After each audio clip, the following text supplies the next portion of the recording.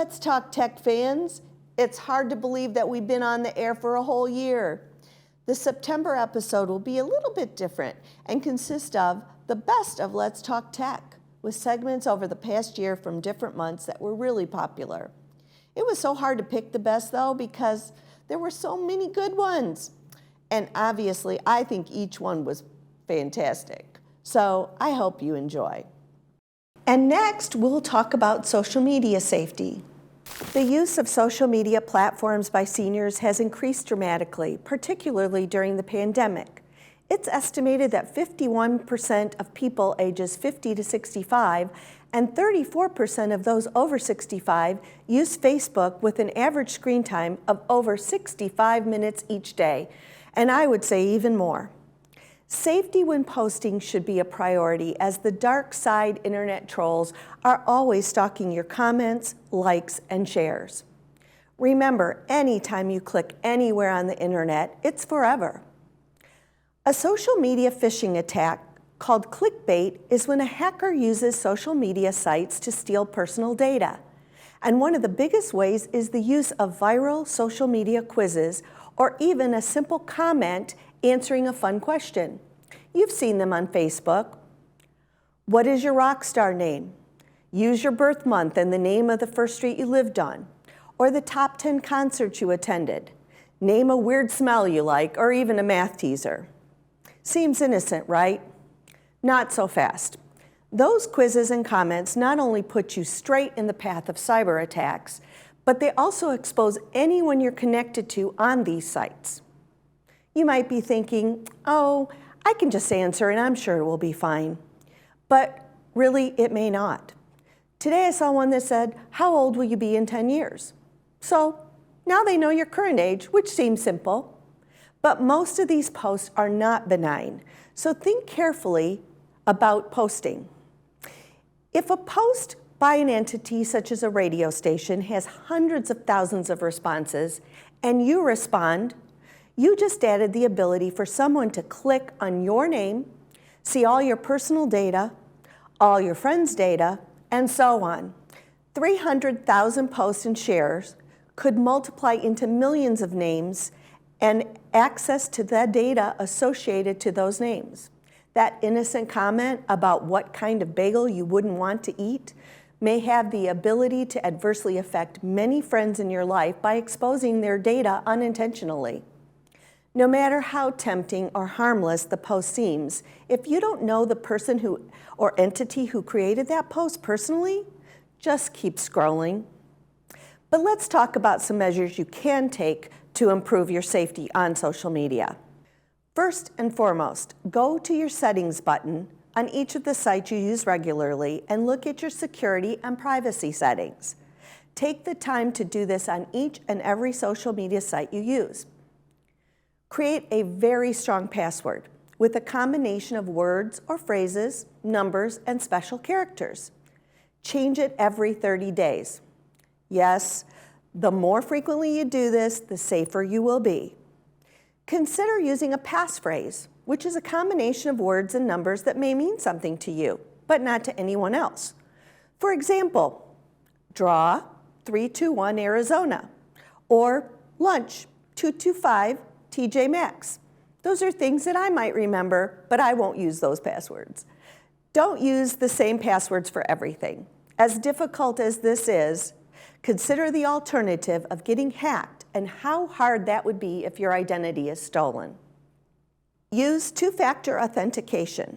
This is where you tell the website or application to confirm a change of password by using a secondary method, which adds an extra layer of security to your account to prevent someone from logging in, even if they have your password. Typically, this is done using a code texted to your mobile device or your email. This isn't foolproof either, but it is a very good step in the right direction. Social media is here to stay. Answering questions on posts where you don't know the actual person who may have posted that comment, or even clicking the like button, can potentially cause harm, and a few seconds of fun is just not worth it. Hi, Cheryl. So glad you could join me this month to talk about cookies. Oh, I'd love some cookies. But this is a tech show. Why talk about cookies? Well, the kind of cookies we're going to be talking about today are those on the internet. Internet? What do you mean? There are cookies on the internet?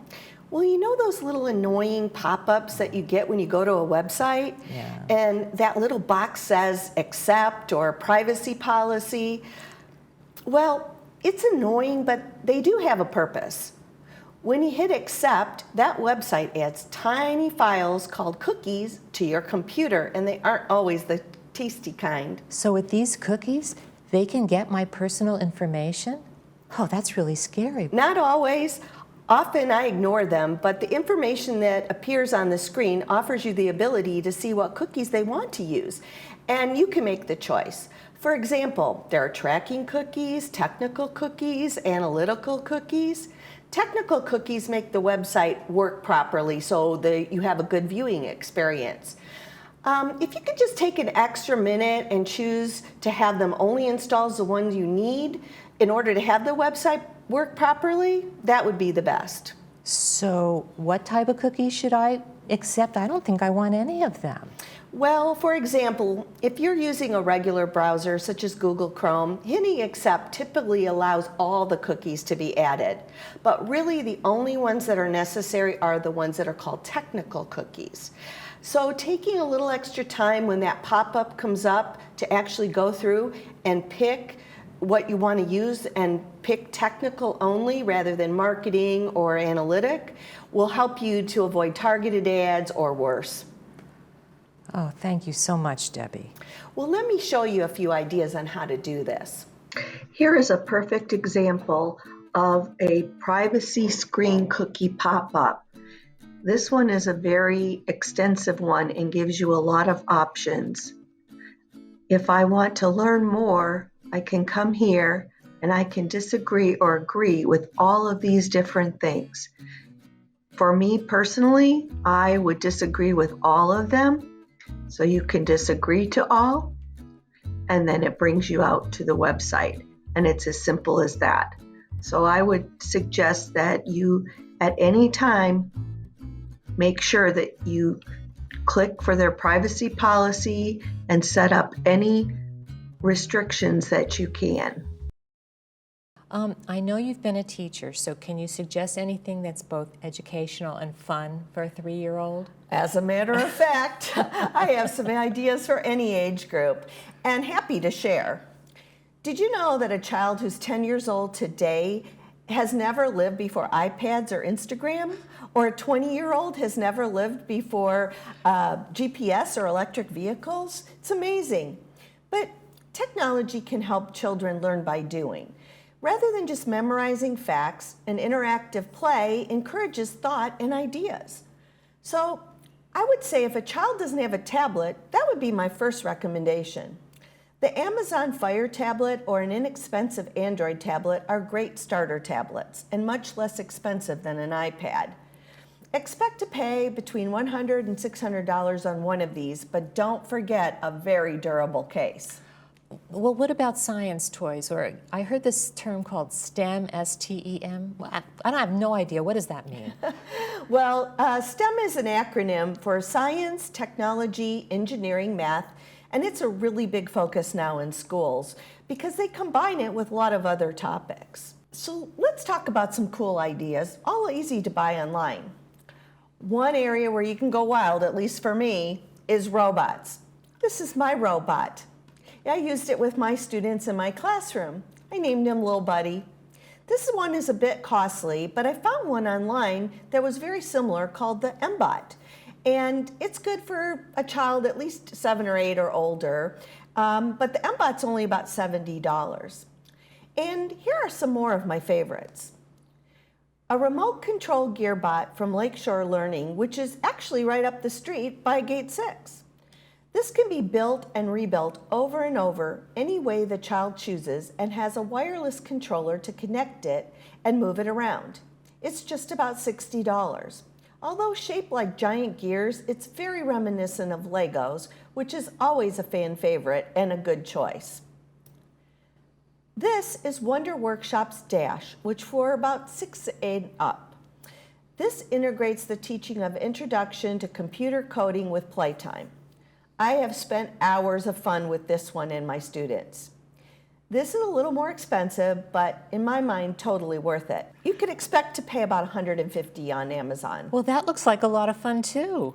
I know, it's a lot. This is an online subscription kit called Little Travelers, and it has some great options for all types of subjects, but they added a nice science kit, which is why I decided to add it here today.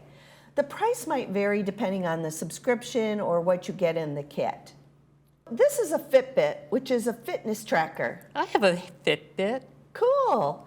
So this one's a really cute one with a minion theme. This activity tracker for kids 6 and over makes fitness fun for the whole family with motivating challenges and a long-lasting battery. And who doesn't love a minion? I love them. So this is a gizmo, a bit more pricey as it is a smartwatch requiring monthly Verizon service, but it's great for peace of mind and child safety because it has a GPS locator. It's also a fitness tracker and has easy to use parental controls, limiting the kids to just 10 contacts only. 2 of my grandkids, both of whom are very active and play a lot of sports, have these watches, and these devices really hold up. And while I'm talking about tech on your wrist, I thought I would throw out an idea for our families to buy for us. Did you know that if you own an Apple Watch SE or an Apple Watch Series 4 or later, it can detect a hard fall? It will help connect you to emergency services if needed. This feature is routinely enabled for users 55 and over. So if your watch detects that you've been immobile for about a minute, it will make the call automatically. And after that call ends, your watch sends a message to your emergency contacts with your location, letting them know that your watch detected that hard fall and dialed those emergency services. So your watch gets your emergency contacts from your medical ID, which you set up in advance. Not only that, the newest iWatch can also do screening EKGs, keep track of many health-related functions such as your steps, your heart rate, your pulse oximetry, and even more. So if you would like more info on that, visit the Apple website under Healthcare. And while I'm on those items for grown-up kids that you may have heard about virtual reality, VR. This user wears the headset and it puts them right in the middle of a simulated environment. From virtually participating in sports to travel, you can visit the world without even leaving your couch. This is good for any age. An inexpensive version could be less than $50, but a really good one is about $300. But so fun. And we're not done yet. So there's also many apps that use technology.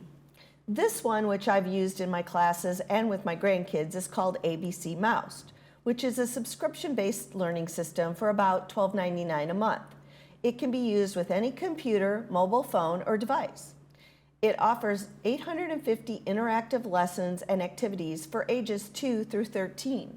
That looks great. I think it's perfect for my grandson. Yeah, and there's an option here too that I like that combines tablets with hands-on learning games called Osmo, in which players use objects in the real world to interact with their digital world, shown on their iPad or Fire tablets or Android tablet. It teaches math skills, coding, spelling, drawing, geography, and more. They have several packages good for the 4 to 10 age group, and it's family-oriented. I actually bought this one for my granddaughter when she was a few years younger, and she just loved it. There are some add-on products too. I got her the pizza shop, and she liked that one a lot. Debbie, thank you so much. You've given me so many great options. I am prepared now for the holiday gift-giving time, birthdays, and probably a couple more years to go on. Right. I know I'm a wealth of information when it comes to tech toys. Well, as we move more and more towards streaming in our world and here in the village, I always like to talk about the options to help our residents get educated on the many options that we have and how to decide what works best for their entertainment viewing needs. So many of the new TVs are smart already, and they offer built-in apps such as Netflix and Hulu. However, even TVs that are a few years old may not have this option, but they have what's called an HDMI port, and you can plug in a device and make them smart. So there are a few devices that do this, such as Roku, And there's also an Amazon Fire Stick. A basic version of an Amazon Fire Stick is around $20, and a version with Alexa built in is about $35. Let's take a closer look at how to do this. First, when you plug the device in, you'll need to use the TV remote and change the input to the HDMI input so that the TV will talk to the device. It looks almost like a remote itself, but it's smaller. The remote for the device will take the place of your TV remote when you are accessing those apps, so you might have to have two different remotes. If you have the version with Alexa and you have the Alexa device, you can speak to change a channel, which is very cool. So you'd say, "Hey Alexa, change to Netflix." So these devices offer endless entertainment. You can stream more than 1 million movies and TV episodes from Netflix, Prime Video, Disney Plus, Peacock, and so much more. You can also listen to millions of songs. These apps are usually subscription-based, so you'll pay a monthly fee. But there are some free options. For example, if you want to watch live TV, watch your favorite news or sports, with subscriptions to Sling TV, YouTube TV, Philo, DirecTV, and there's many others, you would use the guide button to see what's available and when, and it would put the guide on your TV. For free TV, you can access over 200,000 free movies and TV episodes from popular streaming apps like IMDb TV, Tubi, Pluto TV, and more. If you have Amazon Prime, you can listen to Amazon Music. You could also have a subscription to Spotify, Pandora, and many others. The remotes, if they're compatible with Alexa, would let you use your voice to search and launch shows across various apps. Or they have preset buttons right on the remote that allow you to get to the app quickly. You can also control the power and volume on your TV, or even a soundbar with that single remote. So if you combine one of these devices with your standard included cable from our broadband, you could have great options for viewing for a very reasonable cost. And perhaps you might even save some money. Remember the days when we went into the bank, filled out a paper deposit slip, got in line, chatted with the teller, did our banking business, and left? Well, those days are fading fast as banks have less employees and ATMs and online banking seem to be the way of the day.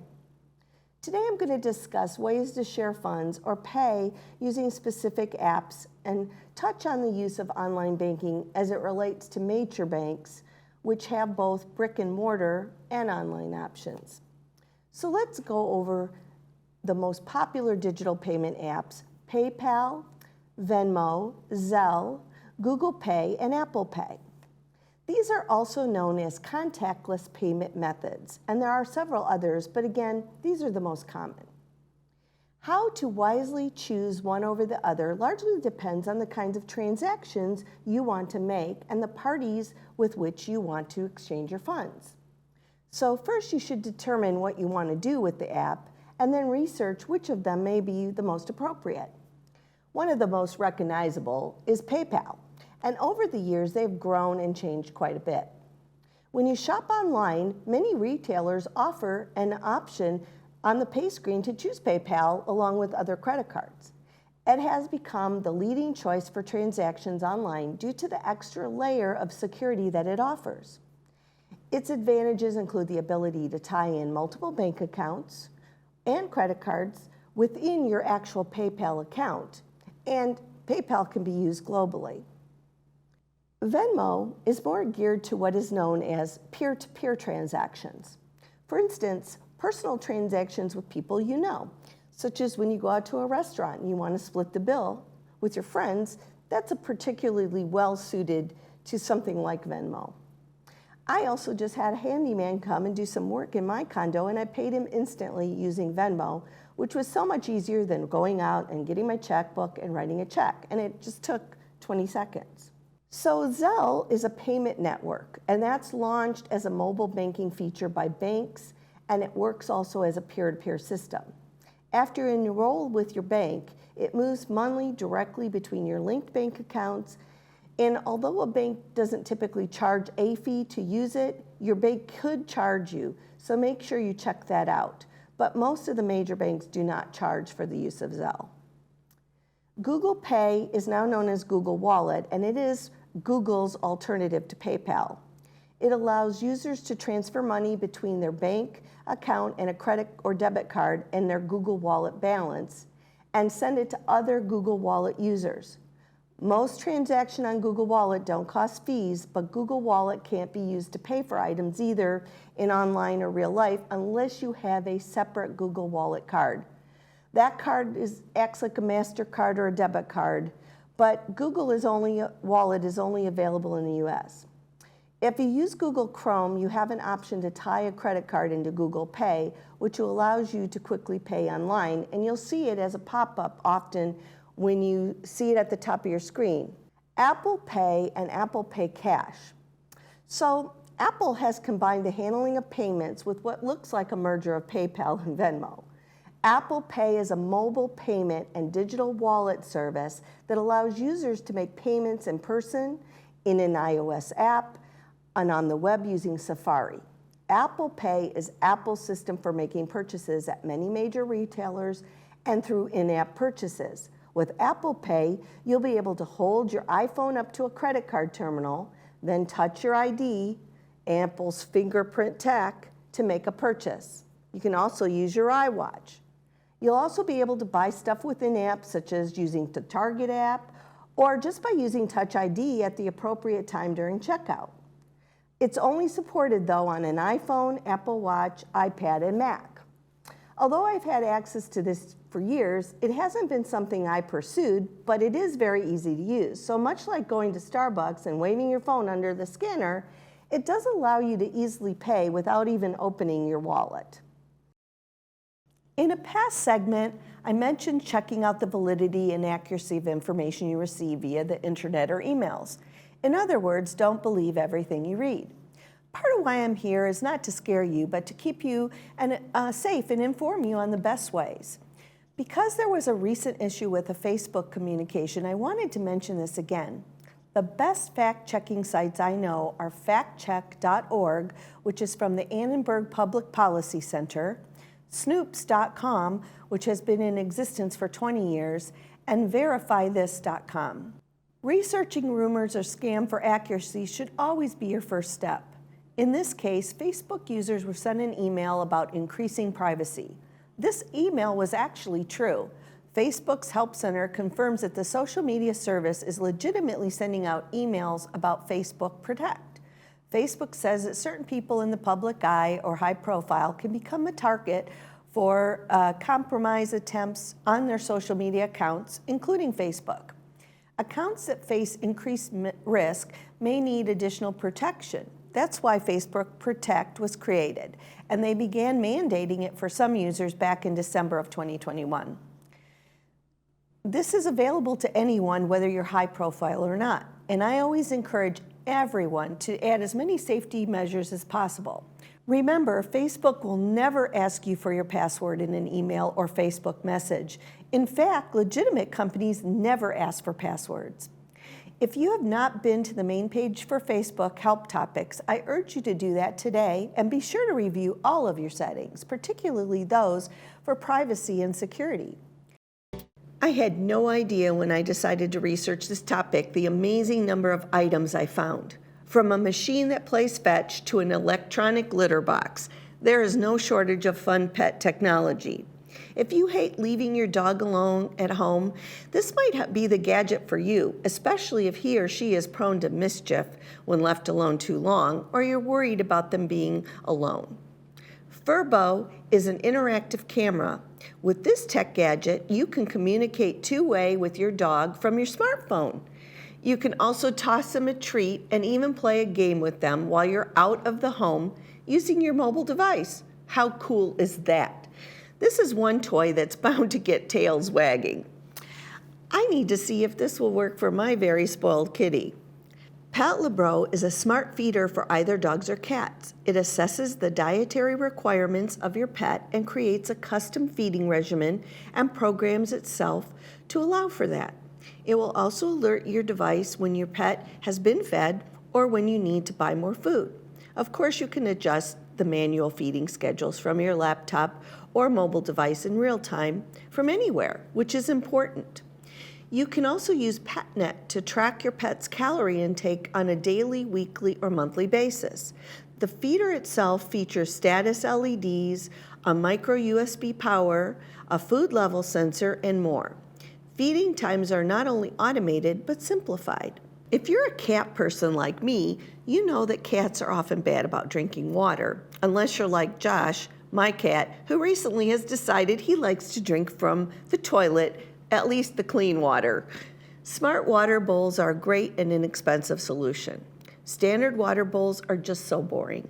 CatIt is capable of holding a lot of water, and it quietly dispenses it in a variety of flow modes, including bubbling, flowing, and more, which attracts your cat. There are many types of water fountains for pets at a variety of prices. We also know that dogs are very smart, but they need stimulation to continue to learn and stay happy. Pup Pod is a multi-level puzzle that stimulates dogs' curiosity and directs a dog's energy through a series of app-enabled games and, of course, treats. This is brand new, and they're accepting pre-orders.